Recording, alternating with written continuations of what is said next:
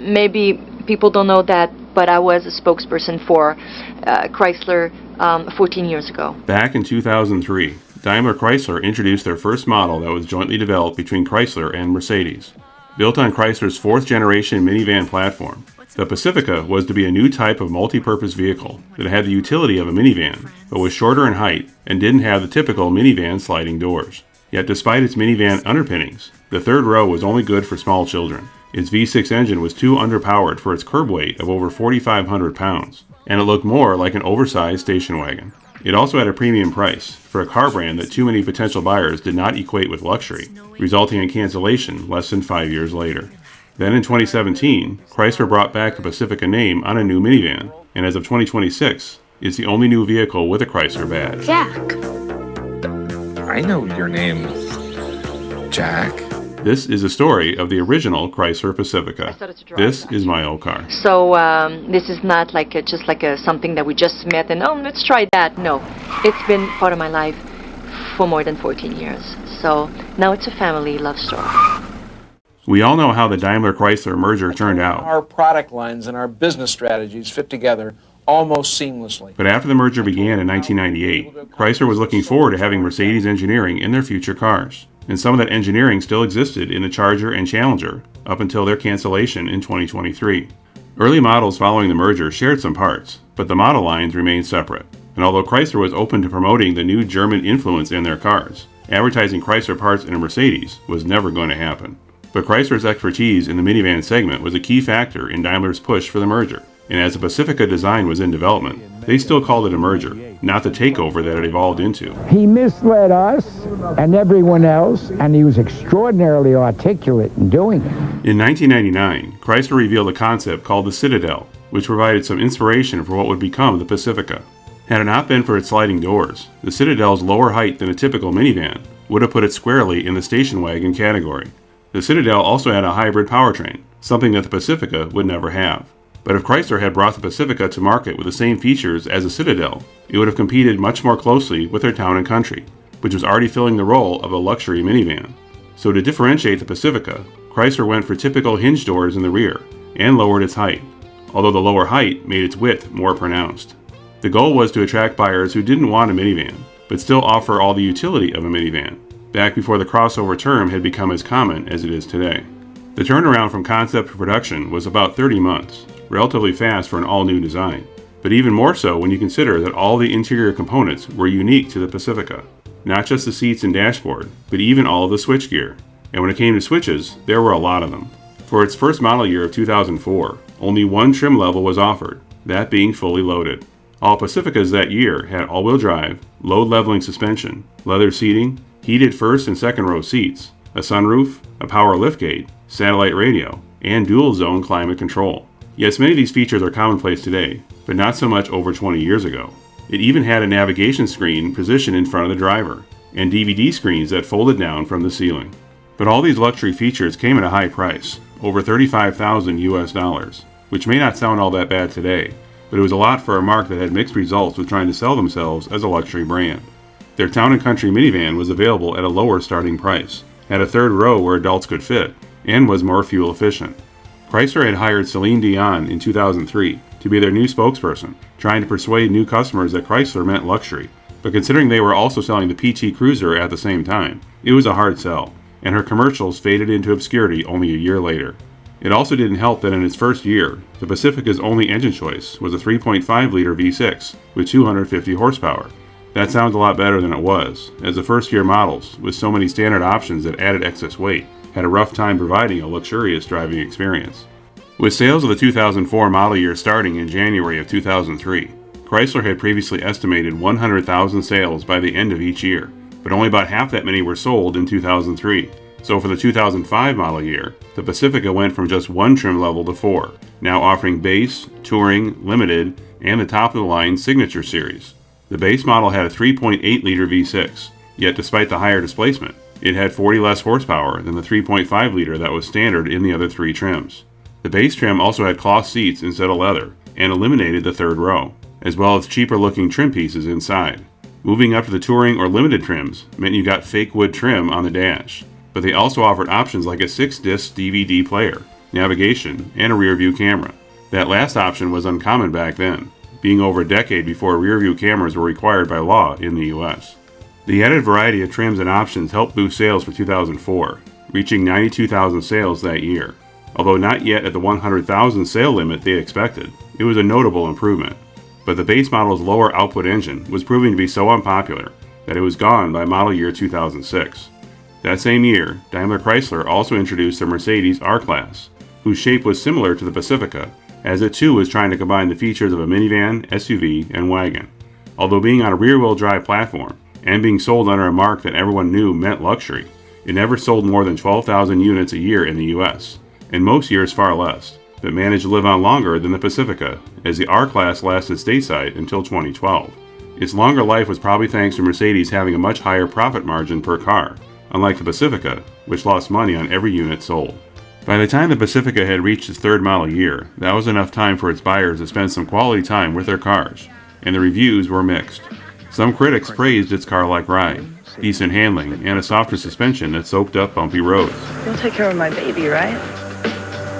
All the characteristics you would expect from a car with Mercedes engineering.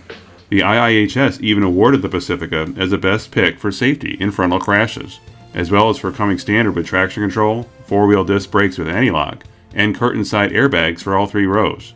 It also had electronic stability control, a relatively new technology for the time that Mercedes themselves helped pioneer. But being forced to offer less appointed versions to bring the price down resulted in poor fit and finish across the entire model line, with reports of rattles behind the dash and simply too much plastic trim for what was supposed to be a luxury car. Then there was the overtaxed engine being tied to only a 4-speed automatic transmission. It was essentially the same engine and transmission pairing from the decade-long LH sedans that ended their run in 2004. The interior was another story, as they made the unfortunate decision of having all interior parts be unique to the Pacifica, which prevented any part sharing with other Chrysler, Dodge, or Jeep vehicles. While that may seem like an expected decision to make the Pacifica appear more upscale, it just made the car more expensive to produce, one of the reasons they lost money on each one. And then there was one of the most important factors, reliability, and it didn't take long for that reputation to be blown as well. Many early models suffered from engine and transmission failures, and inconsistent quality control.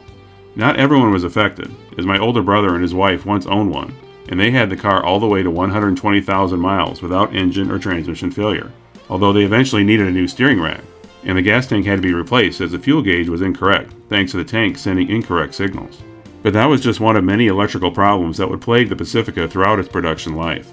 Being the first Chrysler jointly produced with Mercedes, the Pacifica was ground zero for the near paralysis at the Auburn Hills headquarters, trying to adjust to German culture, and Chrysler employees often being treated as second class instead of equal partners. This led to poor response time for issue resolution, and poor training for the dealers on the Mercedes components before the car's launch. There are some at Chrysler who may not have said it while they were still under Daimler ownership, but many now consider the Pacifica to be one of Chrysler's worst new car introductions. Has it gone out on us? Knock on fake wood, it hasn't. Not yet. Sales in 2007 in the US were under 54,000, an over 40% drop from their peak in 2004. It was also sold in Canada and Mexico, but Canadian sales maxed out at 5,100 in 2004 and dropped from there, whereas the most sold in Mexico was its first sales year of 2005, with only 855 sold. There may have been a few more sold in 2007 if it hadn't been for the announcement on November 1st that production would be ending only 23 days later. Enough bad publicity had plagued the Pacifica that it took as far as 2009 before all remaining inventory was sold off, including over 1,900 units in 2009 alone. By this point, the failed merger of equals was over, and Chrysler was in bankruptcy, so that alone made it no surprise that the Pacifica died when it did. But if you think that all this had tarnished the name of Pacifica, think again. Oh, look at that. Refuel. No. Recharge. By 2017, Chrysler had been selling the Town & Country minivan for 27 years, all along trying to make it appear more than just the rebadged Dodge Caravan it had always been. But at the Detroit Auto Show that year, they introduced the new Pacifica minivan. Are they always like this? Yes, they are. A completely new minivan design that would replace the Town & Country. And a shocking twist for the brand, there would be no Dodge version shared with it. Instead, the Caravan would live on with its existing platform, which was 9 years old by that point, and lived on relatively unchanged until 2020. Meanwhile, Chrysler heavily marketed the Pacifica despite market share for minivans having been on a slow decline that forced GM and Ford to leave the minivan market in North America about a decade earlier. So guys, which way should we go? That way. Oh, you're right. That way. Although the new Pacifica could be optioned up with plenty of luxury features, it never really gave off the vibe of being a luxury minivan. Probably because minivans have never been seen in the eyes of the customer, at least outside of markets like China, as being a luxury vehicle. And yet, pricing for the Pacifica still often ran too high to be competitive with the remaining minivan competitors, which were mostly Japanese by that point. But when the Caravan had finally reached its end in 2020, Chrysler hesitated on keeping a low-priced minivan under the Dodge brand, as it flew directly in the face of Dodge's performance image. So instead, the Chrysler brand's image would yet again take a hit, as Chrysler brought back the Voyager name that same year, last used as a minivan of its defunct Plymouth brand, to become essentially a decontented version of the Pacifica, but only sold to rental fleets. Having the Voyager only sold as a rental seemed like an odd decision, as rentals are often considered as test drives for potential future buyers. So to put those potential customers in a vehicle that is clearly cheaper in fit and finish, and lacking luxury options, isn't likely going to encourage anyone to consider the Pacifica. Chrysler also did an exterior refresh of the Pacifica in 2020, but left the Voyager looking like the older model. So yet again, you're allowing rental customers to drive a car that doesn't look like the closest equivalent that you could sell to the public. Chrysler finally gave up on the rental-only Voyager in 2025, offering it for public sale that year, although it still had the look of the old Pacifica from 2017. I can only assume they weren't selling enough as rentals alone, but it appears the legacy name of Voyager had finally reached its end as well. For 2026, the Voyager name was gone, and the same car will now be the Pacifica LX. And that LX model will continue looking like the Pacificas have since 2020, but higher-end trims will get a new sleeker LED lighting treatment, and the LX won't even be available with all-wheel drive. Chrysler is spinning it by saying the LX trim retains the Pacifica's familiar exterior design, while offering a budget-friendly entry point. With the loss of the Voyager, Chrysler is down to a single model name for the entire brand, although since the Voyager was the same car, Chrysler has really held the one model only distinction since dropping the 300 sedan in 2023. Speculation has been flying for years that parent Stellantis could drop the name at any point, although they've probably been hesitant to do so, considering the name once represented an entire car company, and not just any car company, but a former member of the Detroit Big Three. Stellantis has been teasing some concepts for future Chrysler branded models, with entry-level models costing under $30,000. It makes it nearly impossible to continue pushing the Chrysler name as a luxury brand. You know who drives one of these all-new Chrysler Pacificas? Thanks for watching. If you like this video, click the like button and subscribe to my channel. If you once owned a car from the 70s to mid-2000s that you rarely see today, and would like it featured in a future episode, leave a reply in the comments, or contact me at the email shown here. It says behind these sea blue eyes is a nurturer. I got an idea. See you next time. And that's great for my dad brand. You're so funny, Daddy. I know I am.